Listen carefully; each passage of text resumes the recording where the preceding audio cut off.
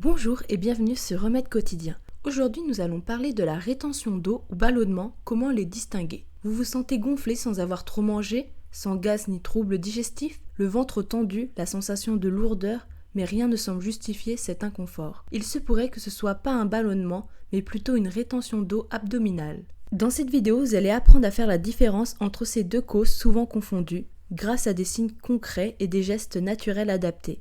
L'objectif, mieux comprendre votre corps pour retrouver un ventre plus léger sans traitement inutile.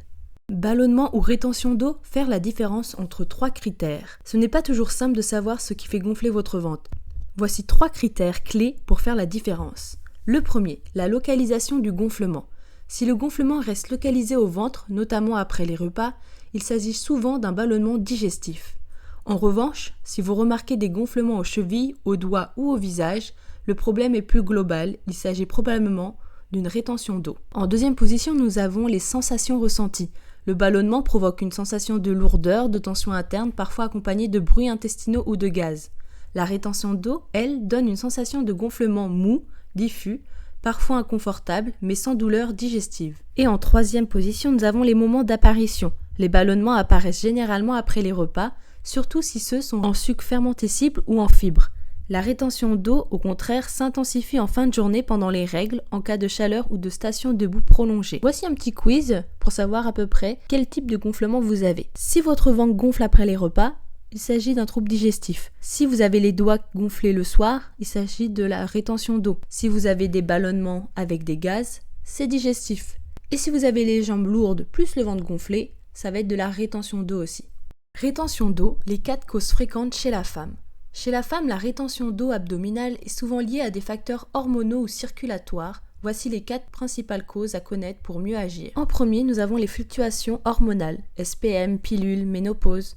Les variations d'oestrogène et de progestérone favorisent la stagnation des liquides dans les tissus. Le gonflement peut s'intensifier avant les règles, à la prise de pilule ou à la ménopause. Après, nous avons la station debout prolongée ou manque d'activité. Rester debout longtemps ou assise sans bouger gêne la circulation veineuse et lymphatique. Résultat, vous avez les jambes lourdes, le ventre gonflé, des œdèmes diffus en fin de journée. Vous avez aussi l'alimentation trop salée ou ultra transformée. Le sodium favorise la rétention d'eau intracellulaire. Une alimentation riche en plats préparés, charcuterie ou sauces industrielles augmente rapidement le phénomène. Et pour finir, vous avez les troubles circulatoires ou lymphatiques, donc des fragilités du système veineux ou lymphatique, hérédité, chaleur, posture, ralentissent l'élimination de l'eau. Cela peut provoquer un gonflement du ventre accompagné de chevilles ou paupières gonflées. Ventre gonflé par rétention d'eau, à quoi ça ressemble? Un ventre gonflé sans trouble digestif évident, sans bruit ni gaz, c'est peut-être de la rétention d'eau, voici comment la reconnaître. Les gonflements diffus, sans gaz ni douleur digestive. Contrairement au ballonnement classique, ici le gonflement est uniforme, mou, non douloureux. Il ne s'accompagne pas de flatulence, de spasmes ou de tension interne. Il ressemble plus à une accumulation d'eau qu'à une distension intestinale. Fluctue selon le moment du jour ou le cycle. Le gonflement augmente souvent en fin de journée après une station debout prolongée ou au moment du SPM, syndrome prémenstruel. Il peut disparaître partiellement après une nuit de repos ou une promenade. Associé à une fatigue ou une sensation de lourdeur corporelle. Ce type de ventre gonflé s'accompagne fréquemment d'une sensation générale de lourdeur, parfois d'une légère fatigue ou de jambes gonflées. Le corps semble retenir comme ralenti sans inconfort digestif réel. 5 gestes naturels pour soulager la rétention d'eau abdominale. Pas besoin de traitement lourd, de simples gestes du quotidien peuvent favoriser le drainage et aider à retrouver un ventre plus léger. Boire plus d'eau, effet paradoxal mais essentiel.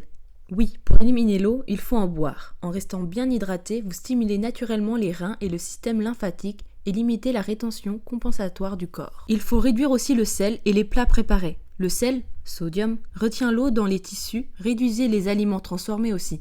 Les sauces industrielles, les fromages affinés et préférez des assaisonnements naturels. Buvez aussi des tisanes drainantes. Certaines plantes favorisent l'élimination de l'eau en douceur. Buvez 1 à 2 tasses par jour de tisanes diurétiques douces sans sucre ajouté. Faites-vous aussi des massages lymphatiques assez doux mais aussi avec un brossage à sec. Un automassage du ventre ou des jambes ou un brossage lymphatique à sec, avant la douche, stimule la circulation et libère les zones engorgées. 5 minutes suffisent. Et rajoutez aussi dans votre quotidien la marche, avec aussi l'élévation des jambes. Bougez activement la pompe veineuse, 20 à 30 minutes de marche par jour suffisent, et les jambes surélevées le soir. Un vrai effet décongestionnant pour tout le bas du corps. Ce qu'il ne faut pas faire si c'est de la rétention. Certaines habitudes, même bien intentionnées, peuvent aggraver la rétention d'eau. Voici 3 erreurs courantes à éviter. Prendre des laxatifs ou tisanes ventre plat. Ces produits ciblent le transit digestif, pas la rétention hydrique. En cas de rétention, ils peuvent irriter les intestins et créer un faux soulagement sans agir sur le fond du problème. Se restreindre en eau ou en fruits et légumes. Boire moins ou supprimer les aliments hydratants est contre-productif. Le corps mal hydraté a tendance à retenir encore plus d'eau pour compenser. Priorisez les fruits riches en eau comme la pastèque, le concombre ou la courgette. Portez des vêtements trop serrés toute la journée. Des jeans ou leggings trop compressifs nuisent à la circulation lymphatique et veineuse. Préférez des vêtements confortables, surtout en cas de chaleur ou de station debout prolongée. Ce qu'il faut retenir, la rétention d'eau n'est pas un trouble digestif mais elle peut donner un ventre gonflé similaire. Elle est souvent liée aux hormones, à la circulation ou au mode de vie et peut être soulagée naturellement sans médicaments. Mieux vous identifiez vos symptômes, plus vous adoptez les bons gestes sans tomber dans les erreurs classiques. Voici quelques questions que vous vous posez souvent.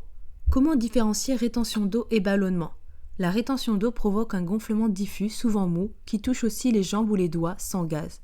Le ballonnement est digestif avec gaz, tension et souvent après les repas. Est-ce que le stress peut provoquer de la rétention d'eau ? Oui, le stress chronique perturbe les hormones, cortisol, aldostérone, et peut entraîner une rétention d'eau indirecte, surtout en fin de journée. Quels aliments favorisent la rétention ? Les plats très salés, transformés ou industriels, les sauces, les charcuteries et les snacks riches en sodium favorisent fortement la stagnation de l'eau dans les tissus. Voilà, vous avez maintenant une solution naturelle simple à essayer. Et si vous allez plus loin, tous nos liens sont juste en dessous dans la description. Chez Remède Quotidien, on vous propose des guides santé gratuits et accessibles à tous, un suivi personnalisé de 90 jours humains et naturels, des consultations express avec réponse sous 48 heures et des e-books exclusifs avec leurs produits recommandés. Tout est 100% naturel, sans blabla, sans promesses miracles, juste du bon sens, des plantes et de l'écoute. Abonnez-vous si ce n'est pas déjà fait, je publie régulièrement des vidéos courtes, claires et naturelles pour vous aider à soulager les maux du quotidien. Merci de votre écoute, prenez soin de vous naturellement.